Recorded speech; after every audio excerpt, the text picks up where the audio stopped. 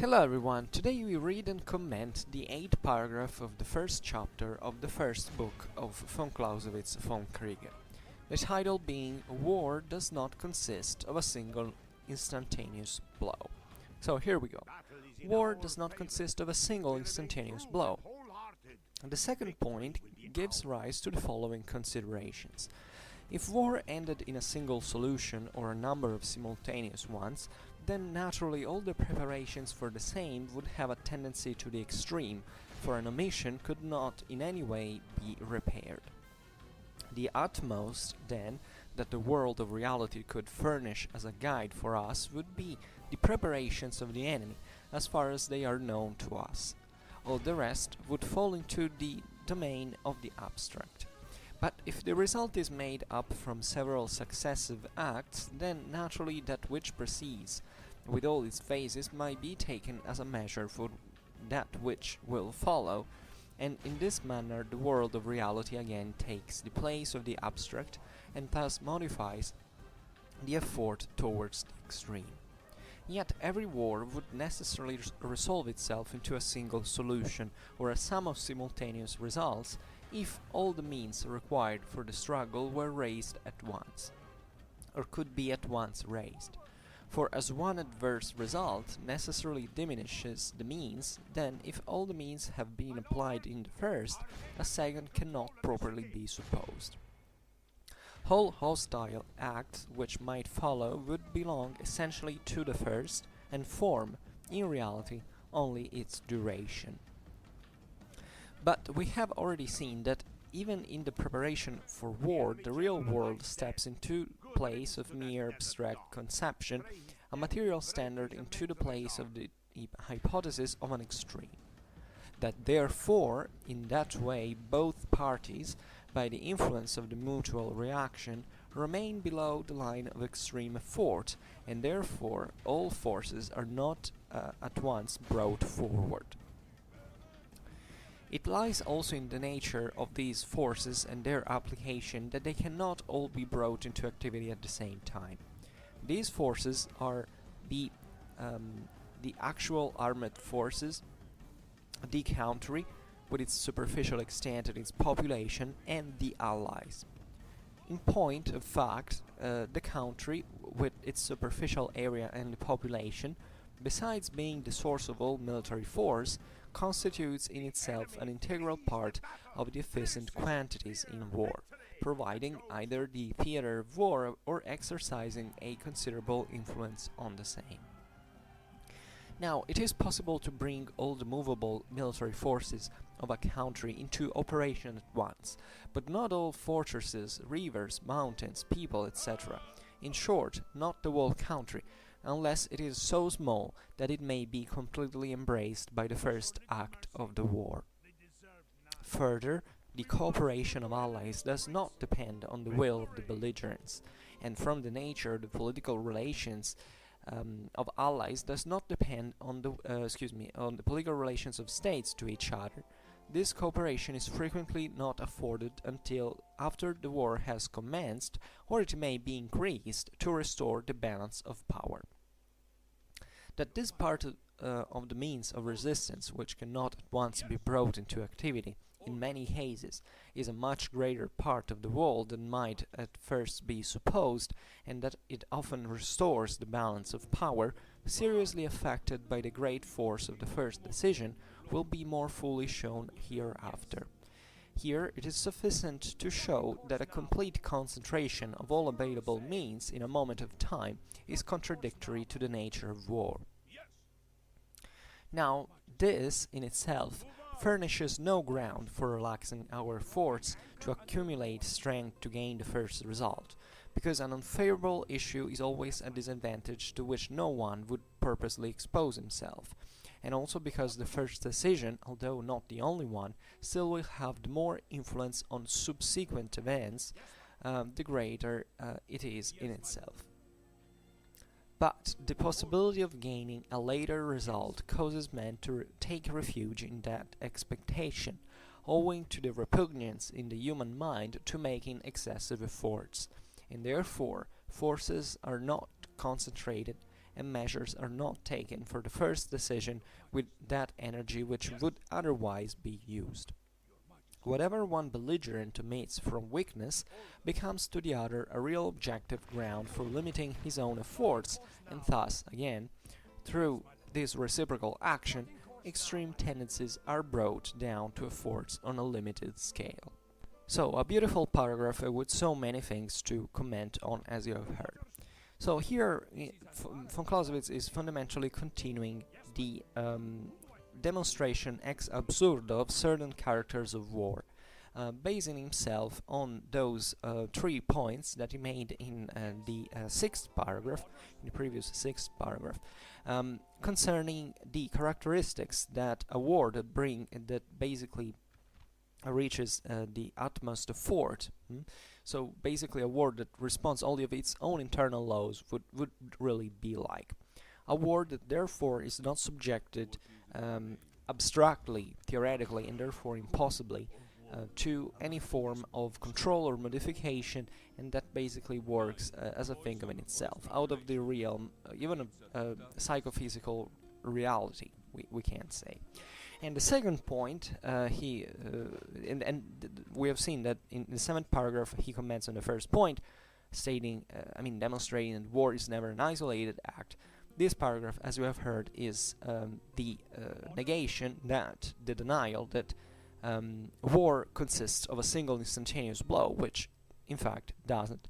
War does not consist of a single instantaneous blow. And the second point he was commenting was it is that this war has to be limited fundamentally to a single solution or to several simultaneous solutions. Here the solution is fundamentally the act in which the war is resolved, the decisive one, if you want. Certain translations also add that adjective, but actually von Clausewitz doesn't, because he refers to this quite more simply, more effectively. So von Clausewitz starts this demonstration. He says if war ended in a single solution or a number of simultaneous ones, so basically you have either, this war would be concluded in just one shot. It doesn't matter whether it comes to an end because the solution is, a single physical action.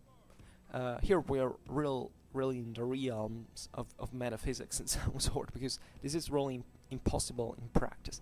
But von Clausewitz takes also into consideration the existence of several simultaneous solutions. So von Clausewitz is making now certain points that, albeit always remaining theoretical, try to approach the reader to a series of eventualities that resemble more the realm of reality, because it's obvious that what does it mean that the war ends in a single solution, that there is just one shot, one that is instantaneous, or maybe for you it's more realistic to see it like several battles at a time. Nevertheless, this is still theoretical, so do not worry, do not fix your mind too much on these concepts, because they're completely abstract, as a matter of fact. Then, if such was the case, if really war ended in a single solution or a number of simultaneous one, naturally, all the preparations for the same war would have a tendency to the extreme. For an omission could not in any way be repaired, because we have given that definition that the utmost use of force in this sense would conclude itself in this immediate solution. So you cannot think, even in the preparation of this war, that you can have even missed one single thing, one single comma, let's say. It's impossible by definition, so that's how he demonstrates ex absurdum. As a consequence, the utmost that the world of reality could furnish as a guide for us would be the preparations of the enemy, as far as they are known to us.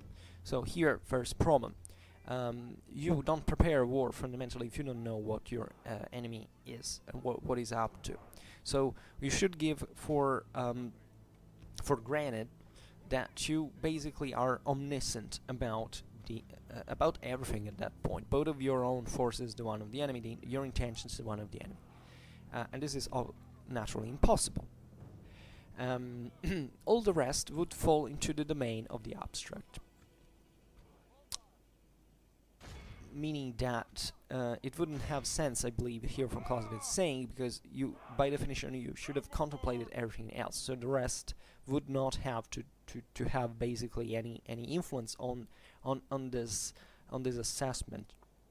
But if the result is made up from several successive acts, bear in mind, so successive acts, then naturally that which precedes with all its phases may be taken as a measure for that which will follow, and in this manner the world of reality again takes the place of the abstract, and thus modifies the effort towards the extreme.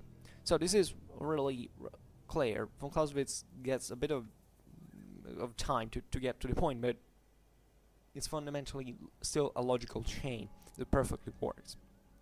Here it says, but if the result of war is expected, like in reality as a matter of fact, by several successive acts, for which you don't have a war concluded in itself, because otherwise you wouldn't even have probably the need of fighting it at that point, then you have to admit that there is a sort of evolution into the conduct of this war, in the fighting of this war, for which it has also a time length, and there are certain things that happen before the others, and therefore, unless you're not omniscient, so you know everything, you have foreseen literally everything, which is impossible, you don't need this sequence. But this sequence is real. There are successive acts that depend one on the other, fundamentally, in a consequential line. So in this case, you fundamentally have these acts depending one on the other, and you already have basically your initial plans being modified. So in this manner, the world of reality, beautifully expressed by von Clausewitz in the ways, again takes the place of the abstract, and thus modifies the efforts towards the extreme. So this first, I don't even know how to call it here, so because we're commenting, I'm calling these paragraphs, but these paragraphs are in turn composed of other smaller paragraphs. But it also in here demonstrates fundamentally the absurdity of a war that just consists of a single blow. Going on, yet every war would necessarily resolve itself into a single solution, or a sum of simultaneous results, if all the means required for the struggle were raised at once, or could be at once raised, so at least in theory. So yeah, because if you want to, fight in this sense, in a single blow, you have to think that you can't basically pick just a very few of your resources and that are needed for this clash, and leave it for something that will happen later during the same war. You need all this big shot at once, so that everything is basically from the other side, or from the other, since the action is reciprocal in the duel, as we have seen, would immediately annihilate the weakest part, and the war would be concluded in a single act. So as a matter of fact, with this absolute theoretical abstract extreme, you should raise all your forces at once. Then he says, for as one adverse result necessarily diminishes the means, then if all the means have been applied in the first, a second cannot properly be supposed. It's logical. We have supposed that this war has to exhaust itself in a single blow. So it has to resolve itself, say better, into a single, because exhaustion implies another thing that actually he really belongs to the realm of reality. Here it's like the perfect war. One hit, everything is done. So if you conceive this, you cannot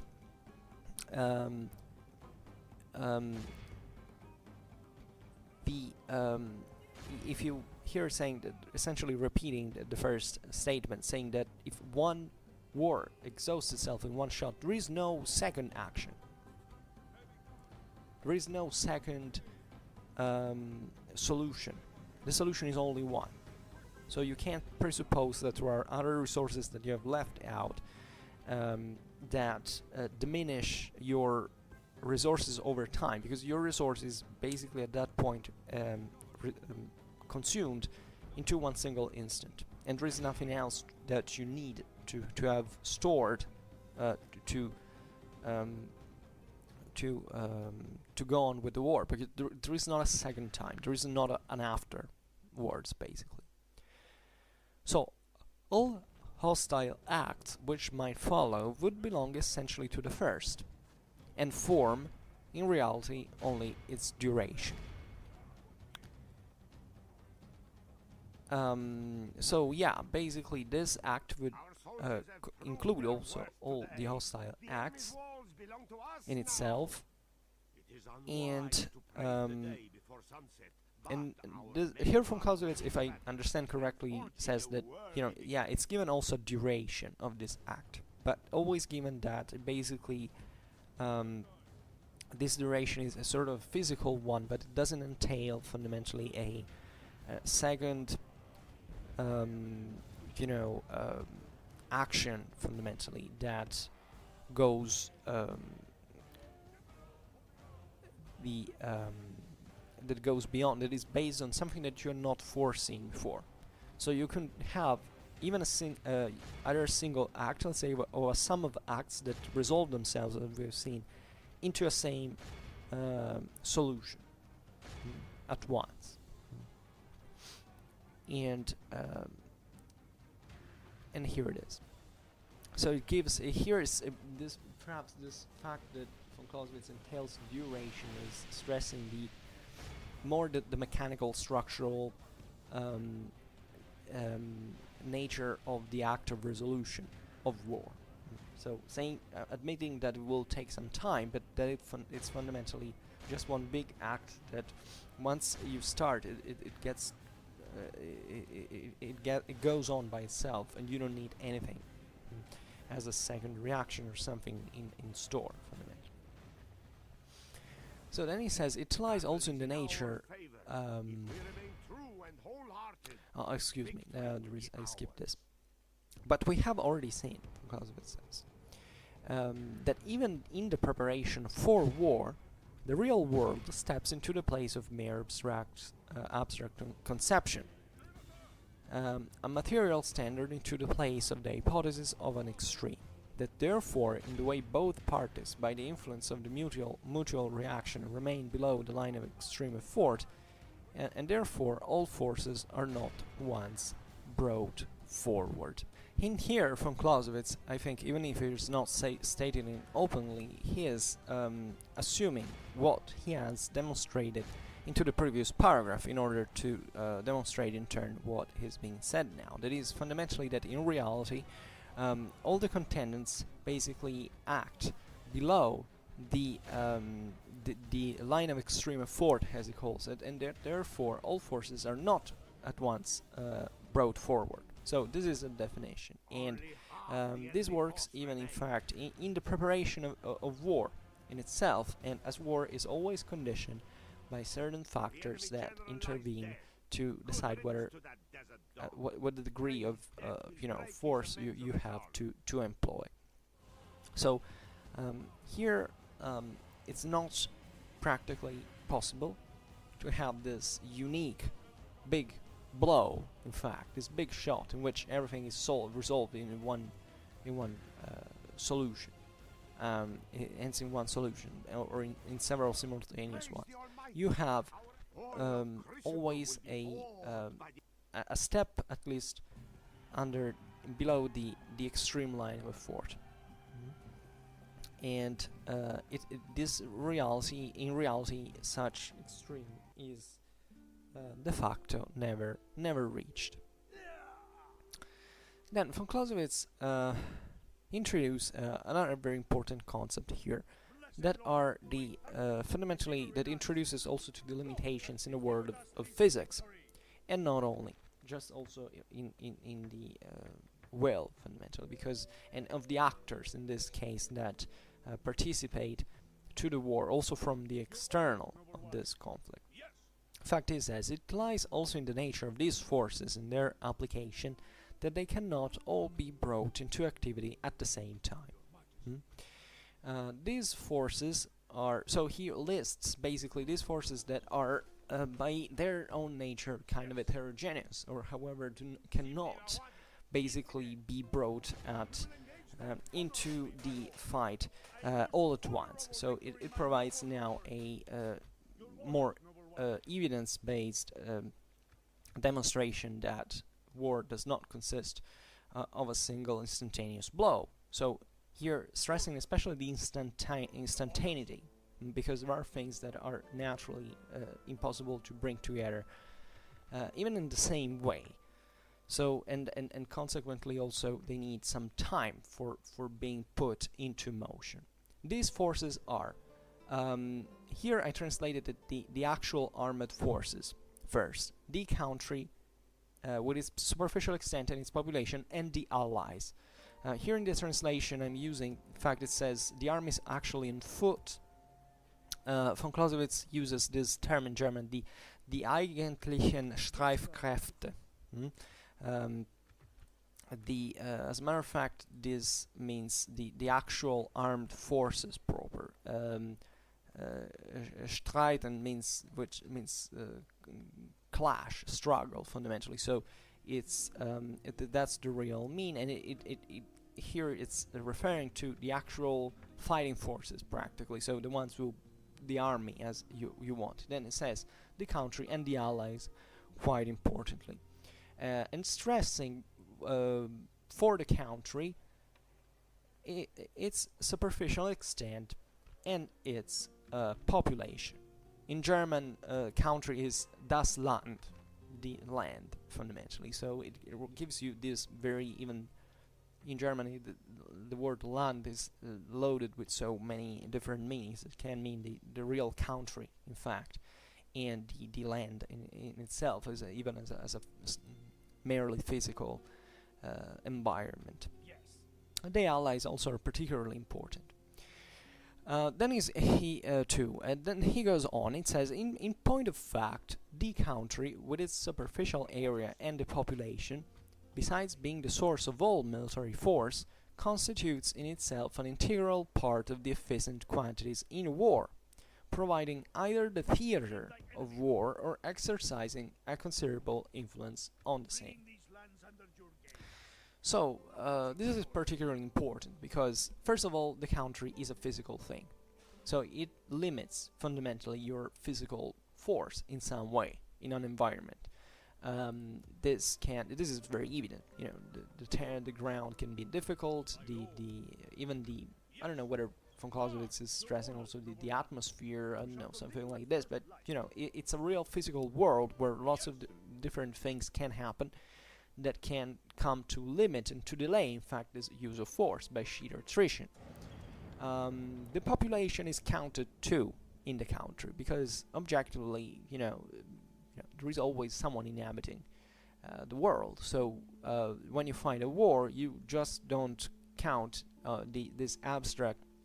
There are not just armies wandering around. There are civilians. There are people who inhabit there, who in fact inhabit the superficial area, its structures, infrastructures, and who have an importance also to determine how many resources are going to be available, if there's going to be a sort of resistance, and therefore every army has to manage in part the country in its infrastructures, in its population, and this comes to albeit it's not a strictly military thing, because you may definitely use these resources in strategical function, but you still have certain more non-military needs fundamentally that you have to take care of when you are into a country that naturally have to do also with politics and the way you manage the whole thing from an external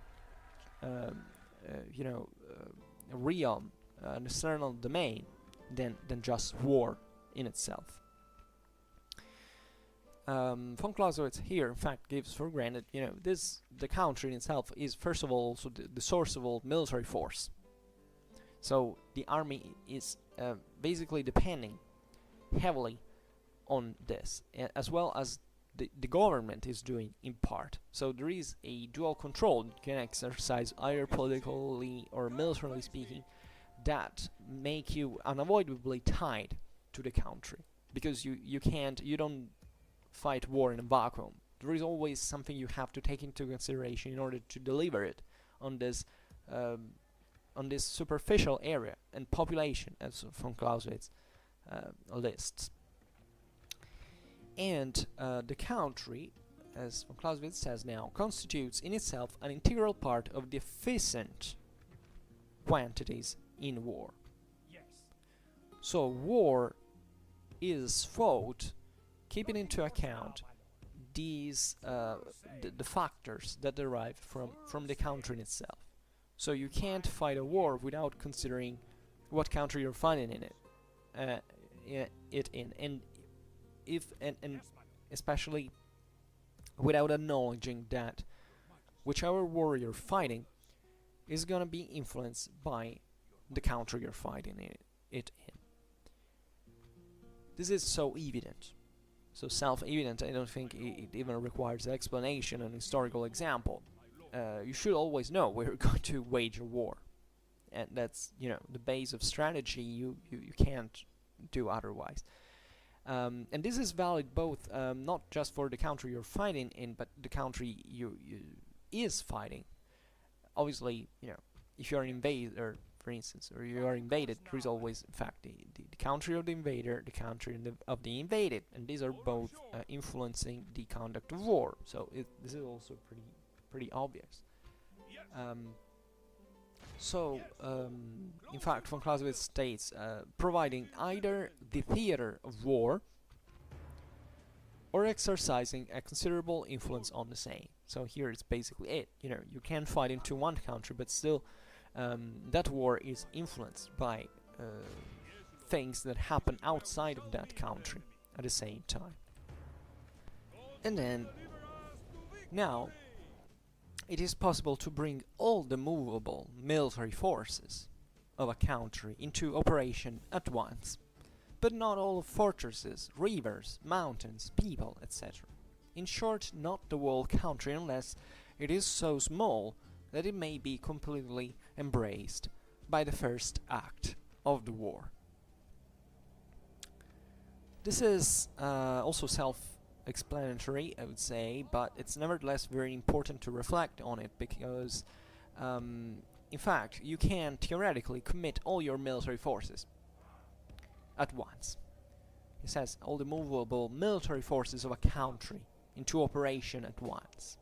Here I find it interesting. I don't know whether it's me who hasn't fully understood the whole point, but it's interesting how von Clausewitz you know, kind of swings a little bit when, you know, making this confrontation between extreme and reality into a sort of middle ground.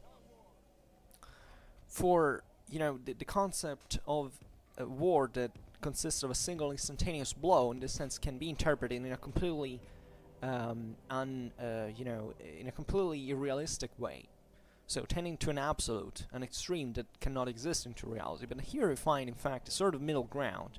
It's what I was telling you before, to make you understand a little bit better through the help of certain more practical examples what he's really talking about.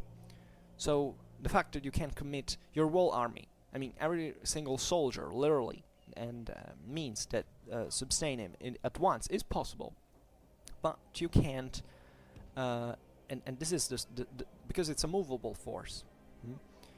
There are also immovable military forces in a certain sense. You know, you can activate them if you want, but just make a stupid consideration, you know, a coastal, an anti-ship gun, for instance. You know, that's something that's anchored there, and you can put it into motion in the sense you can man it, in the sense you can, in fact, commit all your movable military forces, but also in there, maybe they can be stuck. But this is also superficial and doesn't make, it's not an important remark, meaning that still you're sort of moving those forces anyway, because it's man after all, even weapons and stuff like that. But you can't commit, you can't move, you can't bring, in fact, to war things like fortresses, rivers, mountains, people. Not even people, because people are movable as well, but you can't realistically move them all. You can't all to bring them into operation at once. You need, for instance, civilians to cooperate into a war, but you can. It's absurd to think that it will all could not even instantaneously, but all in a single operation being brought to fight. It's impossible not to fight really, but to cooperate in this sense. But this is even more, all the more evident for what concerns fortresses, rivers, mountains that do influence war, but only if war enters into a certain relation with them.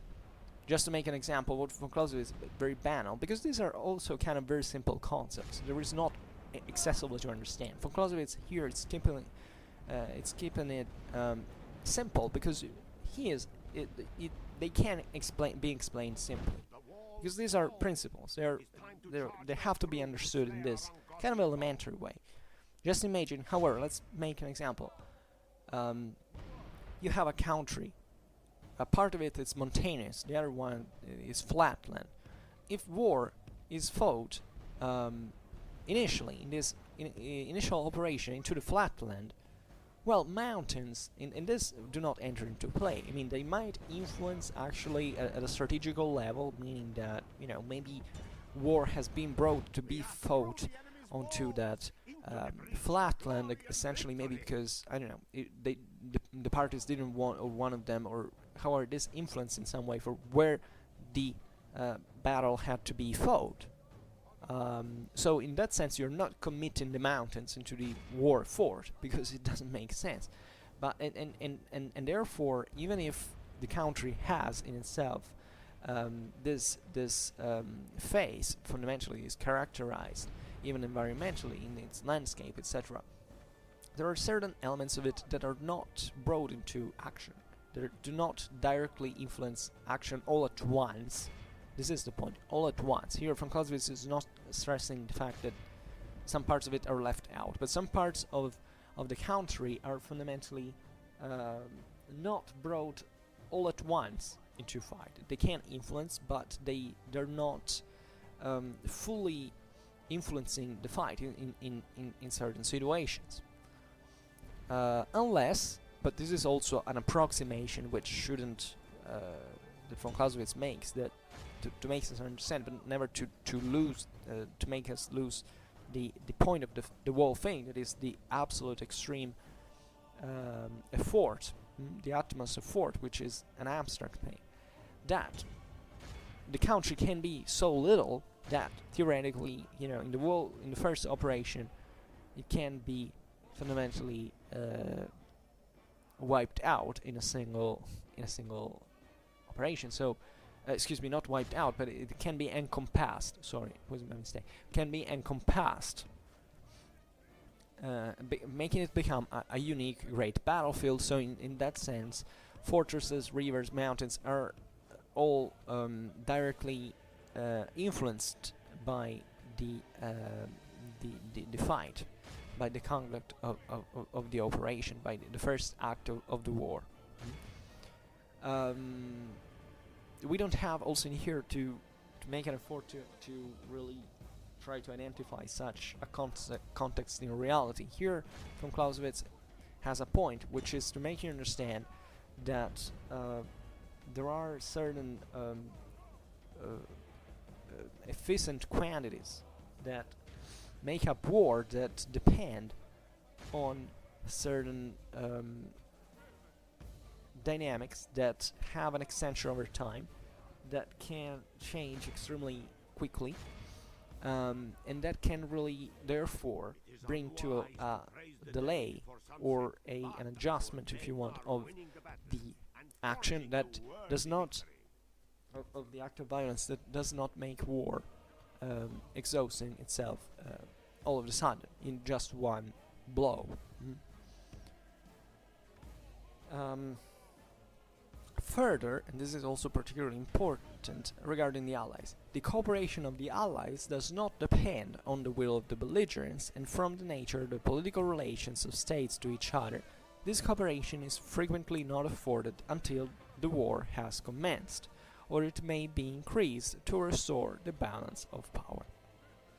this is very realistic in its explanation. The cooperation of the Allies does not depend on the will of the belligerents, because it's the will of the Allies that determines that. So you can naturally influence the Allies, and Allies influence yourself. So also here you have basically a third actor that fundamentally intervenes in the duel, and influences it accordingly. And from the nature of the political relations of the states to each other, the cooperation between the Allies is frequently not afforded until after the war has commenced, or it may be increased to restore the balance of power. So here it's kind of a wonderful example, because it keeps you, up to now, von Clausewitz has just considered certain factors that, however, involves directly the will of the wrestlers, of the two wrestlers. Here he says that there are other people from the outside that normally can intervene. Normally, it says that at least frequently, Allies that do not even intervene until after the war has commenced. This is also particularly important because, you know, war at that point gets modified, and up to that point you had to thinking of the Allies, naturally, to plan your war, thinking of the Allies, but not being fundamentally sure of why, of how and when this help would arrive. This goes also for both parties during the war, and this frequency naturally has to do with the relation of states to each other. So it's something that has not to do strictly with the war in itself, but also with political relations, chiefly with the political relations. So it's something that also here intervenes gradually into war and modifies it, and therefore makes it can make it a singularly an instantaneous blow, but has to take into consideration this lapse of time, and therefore changing the equation, and therefore having necessarily this first operation to not to be the one into which the whole conflict is resolved, because at this point we're talking about an open system in which there is an external factor that can intervene to ruin, even if it was possible, this instantaneous utmost use of force, for which everything resolves itself in one blow. And here von Clausewitz says also something very realistic and more concrete, that in fact the Allies' intervention does not just arrive following the Allies would intervene at all times necessarily. Allies often may intervene fundamentally to restore the balance of power, which is very realistic. You have two countries fighting, let's assume, and there are all other states around that are variously allied with this one. These states could be all concerned by, obviously, the outcome of this war, and fear that one of the wrestlers may become, for instance, too strong or too weak, and therefore altering a balance that at that point has obviously not to do with the war in itself. The war is just the instrument, in fact, through which that is happening, and therefore want to restore the balance of power, not to alter the system for political reasons that they know best. So this is important as a reflection, because it makes you understand how the external intervention often comes to fundamentally alter the same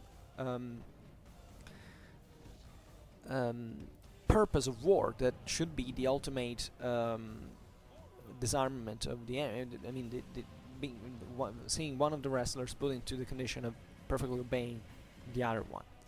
So not only there are these external factors changing, but often these factors may act to to counter the utmost to the effort to the reaching of the extreme, and therefore pushing consistently against it, and therefore intervening even as a real equilibrating factor that at that point interferes with your alleged perfect plan that should tend towards the extreme, and therefore delays its achievement in a way that at that point is imperfect. Because either you had, you remember the famous algebraic equations that the algebraic calculations that Von Clausewitz was talking about. You know, if we all knew this in advance, there would be simply no war, because every government would perfectly know at all times what an outcome would go, and in that same the outcome of a clash would be, and in that same way, the world system would be perfectly equilibrated and frozen, because there would not even be a need to fight a war, because everybody would know how this war would go fundamentally, and how all the various relations between the various countries would be, and there would be no need to fight. Instead, this is part of the demonstration, every country fundamentally doesn't know, every wrestler fundamentally doesn't know how the fight is going to evolve like, and this therefore reduces already brutally the chance and the possibility in the first place to tend towards the extreme. And there are so many other factors that make you go in completely different directions. I mean, not completely different, but at least that they tend to make the system evolve into something so complex that it doesn't resemble anymore this tendency towards the extreme. And it's so contingent. Von Clausewitz goes on that this part of the means of resistance, which cannot at once be brought into activity in many cases, is a much greater part of the wall than that might at first be supposed, and that it often restores the balance of power, seriously affected by the great force of the first decision, will be more fully shown hereafter.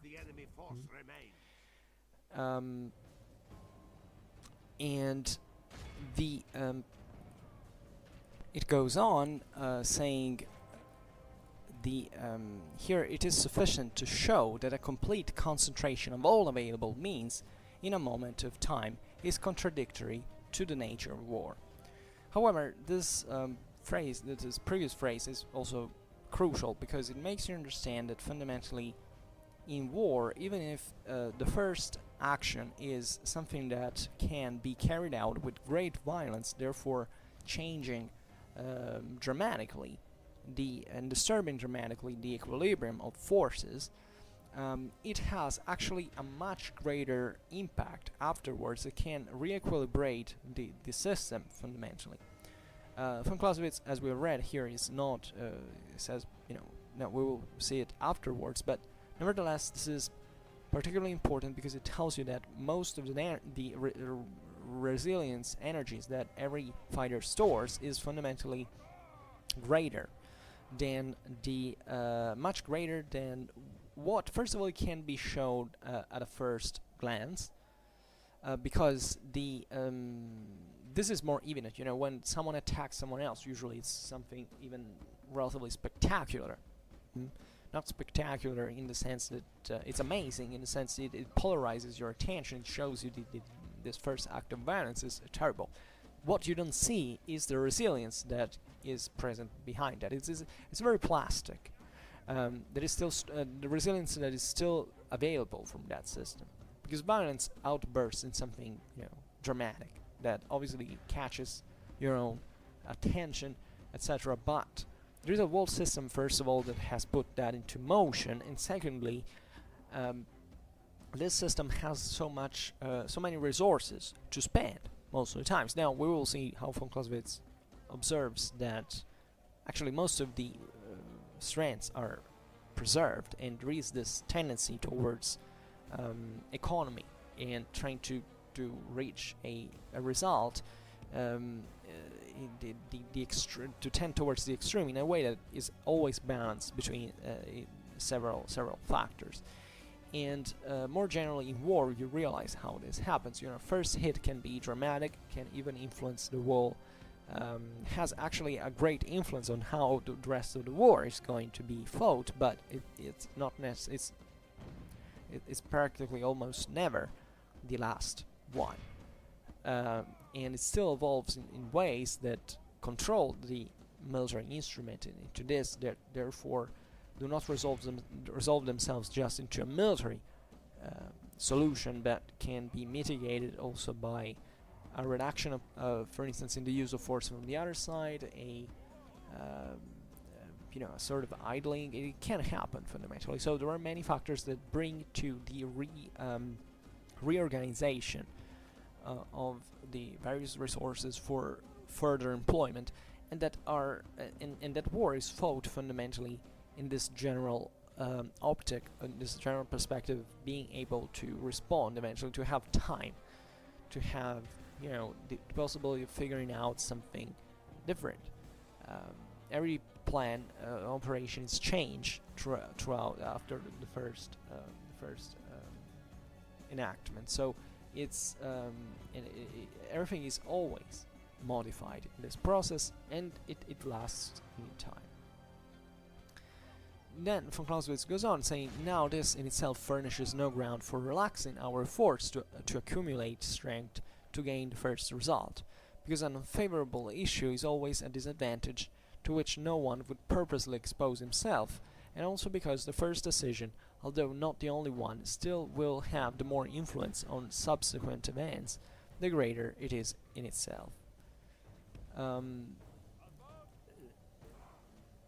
So here, what it means is that these considerations, however, should never lead us theoretically, since the tendency towards the utmost of force is always there in war. Here, von Clausewitz is not really demonstrating ex absurdo something to deny the founding principles that have been set in the theory of war. What the objective of war is, and so on. Von Clausewitz is simply telling you now that real war has certain characteristics, because in spite of these principles, there are factors that intervene to mitigate the outcome of this. To mitigate the dynamics that are driven by these principles. Here is, in a certain sense, coming back a little bit, because von Clausewitz's aim is always to make you win a war, theoretically, to make you understand it, because in theory you could still get into one, even if you find it repugnant, but von Clausewitz here is your friend. He's telling you theoretically how it really works, so how you should also be able to defend yourself in some way. In such a context. So here what he's saying is that you, in spite of all these factors that intervene to mitigate the utmost use of force, you shouldn't think that for this reason you should take away to diminish by rule, let's say, the force destined to produce this first decision. First of all, he says, because a first unfavorable result, an initial unfavorable result, is always a defeat fundamentally. It's always a setback that you do not have to expose willingly to. The first attack is fundamentally very important, and it has also, usually it really depends. This is what Clausewitz is saying. Because in real war, this might always depend on factors. The first attack may be, there may be certain conditions in which making a huge effort, a huge initial effort, is useless, given all the factors that that you're almost, statistically sure will intervene to mitigate that in a way that would render this such a huge deployment of forces kind of unfavorable. But this is relative. I mean, it can come to dictate the way you fight the war, but it's not every war. It's that specific war. In theory, what you should do is definitely to load of a force your first decision. Because it would be stupid to be able to deliver a first blow that can inflict very heavy damage and not doing it because you think that you have to save energies before. That's the point. If you want to inflict a very heavy blow initially, you should do it, because that will be of dramatic help throughout the later stages of the fight, where for which you will have consumed maybe in that case consistent amount of energies from your side, but maybe you will have consistently crippled the enemy at that point. And Von Clausewitz says, even in the first decision, so the first action in this sense, that even if will not remain the same, so obviously there will be several decisions that will be taken to a war, it nevertheless will have a greater influence on the following decisions, the more importance it would have been given to it. So this is particularly important because it shows you that all of these actions are somewhat intertwined. So you can't surgically and aseptically pretend that one hit will be isolated from all the rest. It will influence everything. It will take away energies from you. It will reduce possibly the ones of the enemy. It will lead fundamentally. It will heavily influence, let's say this way, what will happen later. So it's as if you got into the game, you got into the play, and it's when you're playing cards and you throw your first card. You had this option, initially speaking. You throw that card and you can't have that card anymore. It's played now, and the rest of the game is influenced on the base of the fact that that card is now out of the game. So it's all so deeply chained in many ways. And von Clausewitz, in this sense, counters the first point. He said at this point goes back towards the reality once again. It says, but the possibility of gaining a later result causes man to take refuge in that expectation, owing to the repugnance in the human mind to making excessive efforts. And therefore forces are not concentrated and measures are not taken for the first decision with that energy which would otherwise be used. This is also very interesting from an anthropological point of view, because here it says that men take refuge in the expectation of gaining later results, the possibility at least of gaining a later result. This is something you can observe in everyday life. People tend to postpone. They are repugnant towards making excessive efforts. You may say, okay, on the long run I will work very hard, but hey, now I don't want to work very hard. I want to relax because, yeah, I have time to do it. So you kind of really take...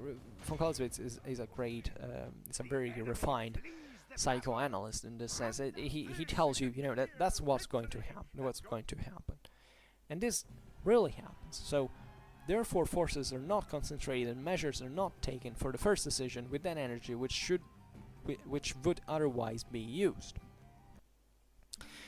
This is a sort of back and forth, because this is objectively very empirical as a concept. You may say, therefore in war I should always have this, strong effort. Yeah, but it shouldn't be excessive. That's the key word. The excess in this sense cannot be measured through a mathematical equation. It can't. You have basically to test that. So there is always in a first decision, either one thing or the other. Either you had an insufficient effort or an excessive one. There is no middle ground. There is no perfection to this, and your reaction is gonna afterwards as well as the one of the enemy is dictated fundamentally by this imperfection, fundamentally, and this is what gives color to the war, because there is always a certain degree of imperfection into which you can hope to gamble. I mean, to bet, excuse me, fundamentally, not gamble, but to bet, even though you don't really know what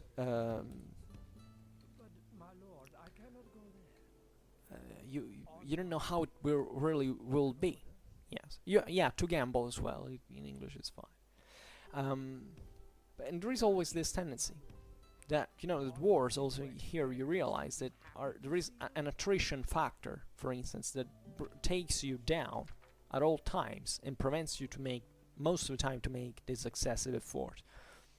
You continuously make excessive efforts because it's as if all this bigger effort was made up by all smaller efforts that have that are done even by the same individuals, or that you can take down even at attritional level to so many things that can go wrong, like the wheel of a chariot, of a cart that breaks down, for instance. Clausewitz makes it this, if I'm not wrong, as an example, or one of the rays of the wheel, I don't remember, something like that. You know, it tells you this this effort is gonna got bogged down anyway. It's as if it was always surrounded by this glow of attrition. That it's very physical, because this is how the real world works, physically speaking. There is always an attrition. You never do something that is completely successful. But in this sense, you should be able to calibrate your first action in a way that is the perfect, it's perfectly balanced between this excessive effort and a too weak effort. And nobody can teach you that but experience, fundamentally. That's also where von Clausewitz will get to, but not now. However, here it seems that von Clausewitz is favoring, von Clausewitz is for the quick resolution of conflict. He says, you know, it's better that war is immediate, that if you really have to go to war, that this war lasts as few as possible, so that even maybe the destruction is the same, and in the same moment it's the narrower the time it is, and the more destructive this action is. This is what he's telling practically, because he observes generally that usually wars are tendentially fought with a lower energy than the one that is expected. This has to do with the concept of efficiency, if you want. There are so many mistakes that you're always trying to correct along the way. This is not just in war, this is in life, generally speaking. I mean, just think of your life now, and think of how many things you should have done better now that you know how you could have done them better, or even if you had a different spirit, a different intelligence, and you would have saved so much. So von Clausewitz is here making fundamentally the same point. He's telling war should be generally led conducted in a much more efficient way, in a much more decisive way than it is always often done. And this not emerge, in fact, from just experience of war and military history and so on. It also emerges as a general consideration of human nature. This idea that if you're not put under pressure, fundamentally you tend to relax. It's normal, it's natural. Here von Clausewitz is assessing that simply, and saying you should always tend to resolve this quicker, because most of the times this hiding in the shade fundamentally is just procrastinating. It's just making the thing worse. This is pretty obvious. Just think about how you manage your daily schedule. You know that you could do it better. For instance, it happens to me every day. Every day I have a certain amount of work to do, and I realize every day I make always kind of the same mistakes. Why? Because I'm stupid? Well, possibly in part there is also this factor that not everything turns really out you wished, because you didn't apply enough, at least. But it's also because there is a sort of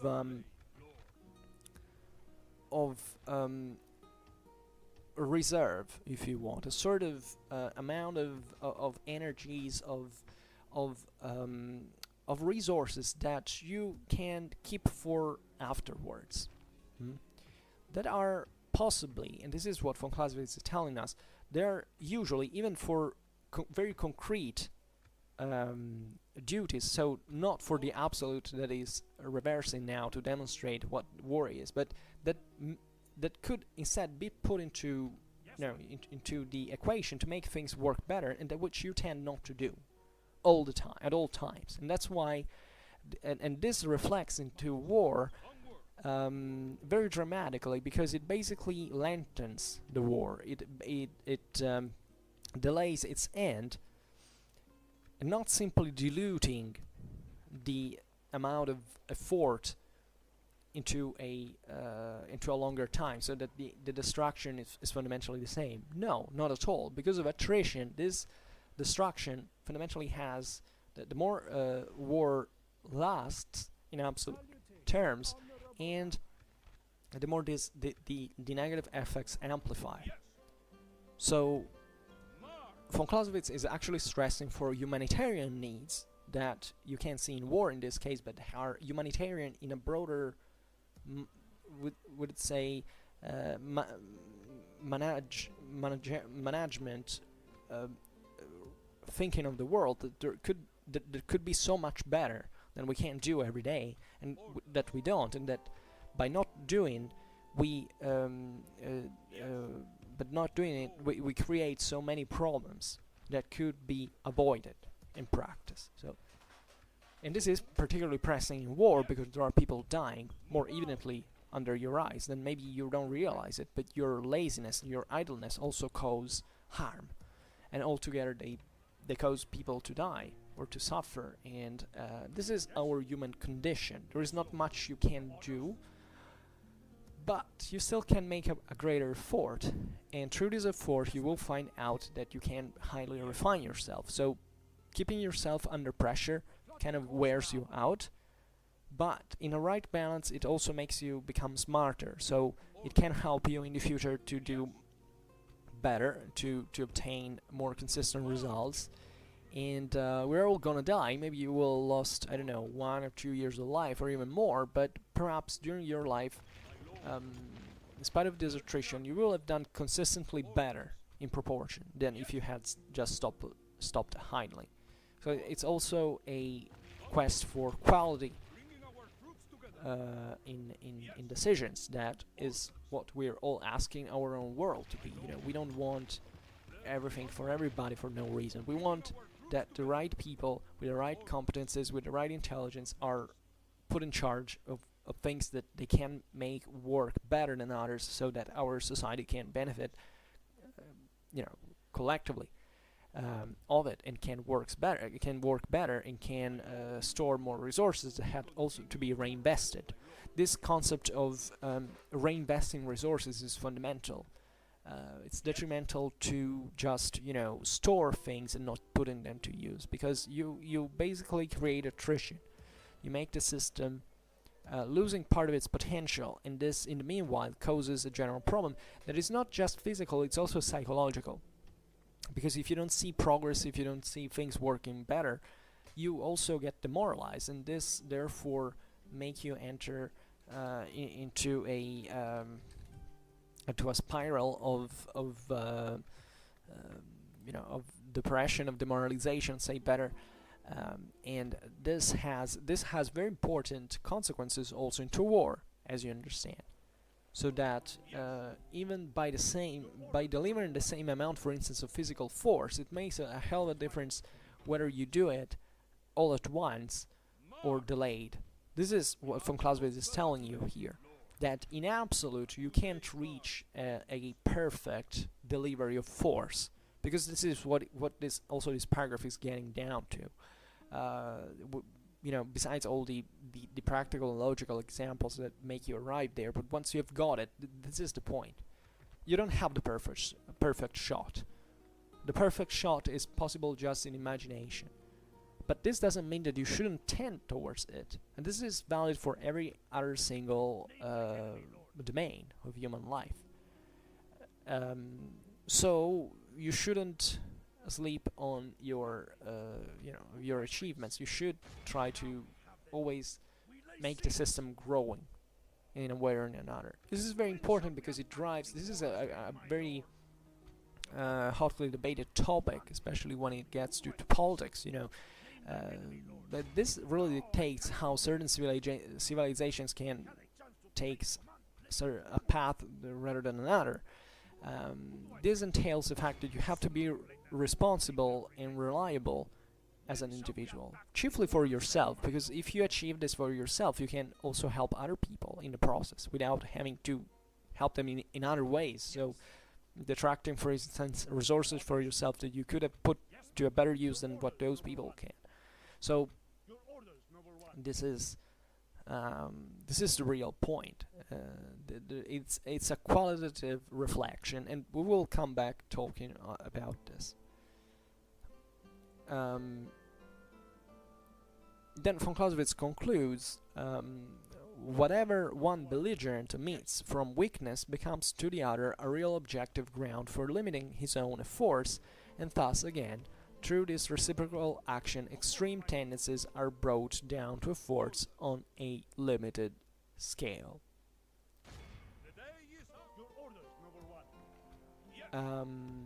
So here the concept is also relatively simple, but it's important to understand well. So because it's paradoxical, if you want. Here is saying that if one of the fighters, one of the contendants, one of the two parties, one of the two wrestlers omits for weakness something, this has a reflection on the other fighter that does not become in fact a chance to say, okay, this guy has omitted something and can capitalize upon it, but it really tends to for the foe a true objective motive of moderation.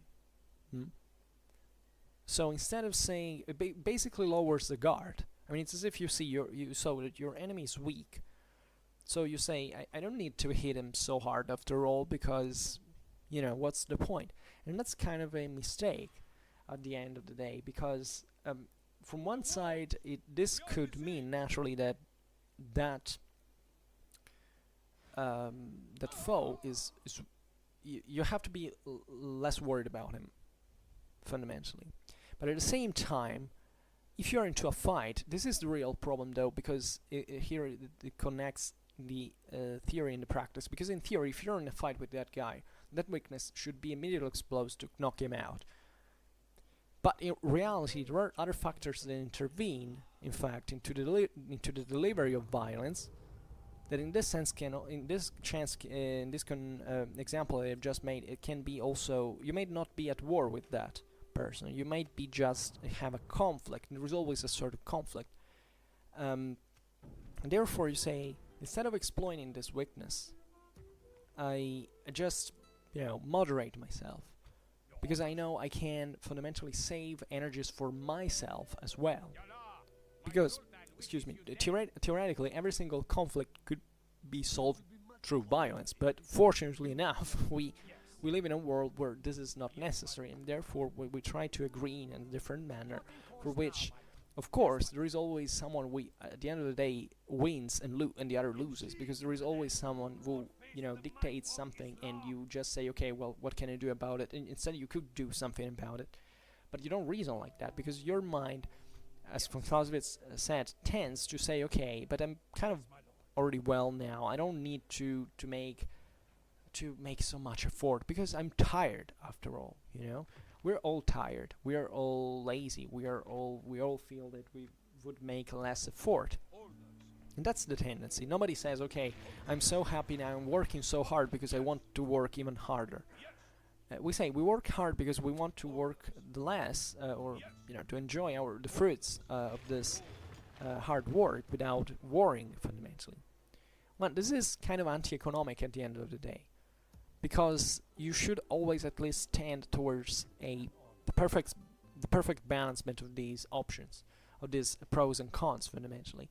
So here also in war, there is another reciprocal influx that brings for the extreme tendencies to be to be broke down fundamentally to a force on a limited scale. And this is the nature of war in itself. There is a great economy in war that you can realize quite clearly. I mean, war is one of those. I mean, the military in general, what concerns the military, is a brilliant example of the balancements of the pros and cons. I mean, even if you look at military technologies, there's to make a more epiphenomenal example that is kind of, however, clearer by certain standards.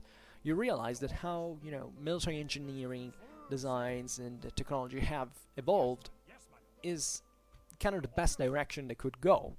Of course they are imperfect, of course there are different solutions, etc., but there is an absolute. There is an absolute that is pursued, and in that case you see that you have to deliver the highest damage with the least effort, and that's pretty much it. That's your objective. And many people do not struggle for this objective in other contexts. The reason why in the military this is so evident, and why the military is designed generally, I mean in general terms, for being this so efficient, is that the military acts, in fact, as a military instrument into war, as something that is put under an astonishing amount of pressure. Civilians don't. Most of civilians do not live like this. Most of civilians are indisciplined, they don't give a damn about rule. This is kind of also normal. I'm not making it a political point, even though it is a meaningful political consideration, because it shows you that when you're not put under pressure, fundamentally you grow inefficient. Because you don't try it, you don't have reasons to move. It's like the golden age. The golden age where people, sucking honey from the trees, and that's pretty much it. And there was no civilization, and instead every single culture describes, in fact, this moment of passage for which the golden age is broken for some reason. In the Judeo-Christian world, it's the original sin, of course, but the original sin brings, however, to civilization.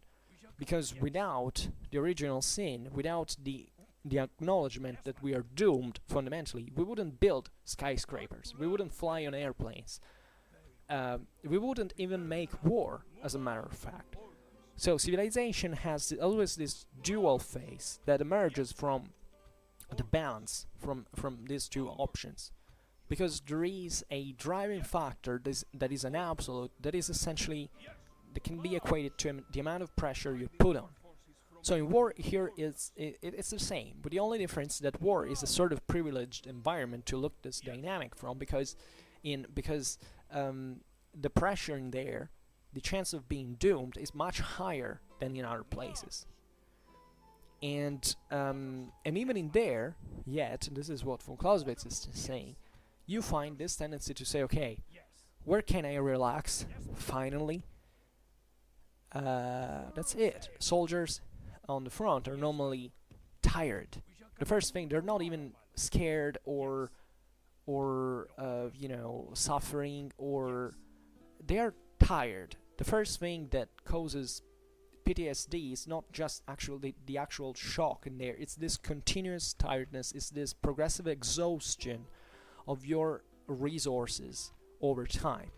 You know that there is even a sort of amount of days that have been calculated scientifically, how long you can be under that type of effort, which is something that until I think World War II was not really known. also because probably the pressure under which soldiers were put was kind of relatively lower. I say relatively, there is a huge debate about this, but I think it's possible. Shell shocks is something you consistently start finding when World War I, because guess why? Those kind of bombardments had come to be kind of the major aspect of the war, but this happened also, in hoplitic warfare, just to make an example. But the point is, in fact, you have that certain amount of stress. Fundamentally, you can live for a certain amount of days in your life, and once you have fulfilled that, once you have suffered it, you're not good. As a soldier, you might think veterans are good because they can fight better than others. This is a kind of myth. The veteran is most likely someone who has given his best shot, and now is not made for fighting anymore, but for training a new generation of soldiers. Because he has exhausted the potential, and what war cares about, what the military instrument is conceived for, is for attaining, for sucking, let's say, that best potential you have, and turning it into practice. When you're done, it's over. You're out. And this is particularly important because during World War II, for instance, there were certain veteran units that had been fighting before Operation Overlord. They had been fighting into Africa. They had been fighting into Italy.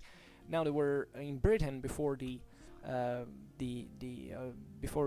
landing in Normandy. And they went in fighting to France, and they sucked. I mean, people who were considered to be the best soldiers because they had seen it all before, they had been in these campaigns and been effective. They were tired. They go into France and they underperform. Why? Because they were exhausted. They had exhausted their own